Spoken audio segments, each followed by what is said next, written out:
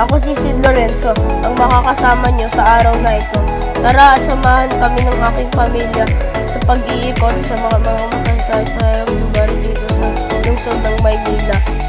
Unang pinuntahan namin ay ang Quiapo Church. Kami ay nagdasal kay Mahal ng Nazareno bilang isang pamilya. Ako ay namangha na makita ko ang Poong Nazareno ng malapitan. Konting trivia, ang Poong Nazareno ay nagmula sa Mexico at ito ay nakaligtas sa sunog at apoy.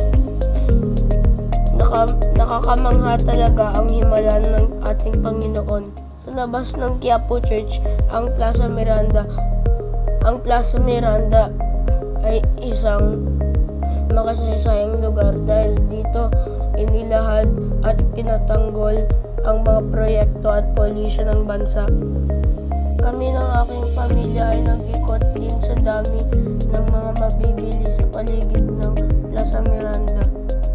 Ang ganda talaga tuklasin ng mga masaysayang lugar dito sa Maynila. Sumunod sa aming pinuntahan ay ang Intramuros. Ang Intramuros ay tinaguriang Walled City.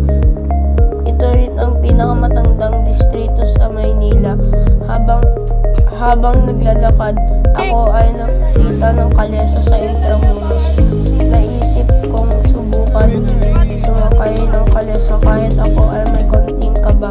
Ang aking pamilya ay sumakay at inikot ang buong Intramuros. Si Manong driver ng kalesa ay maraming alam na history ng Intramuros. Bigla kong naalala nung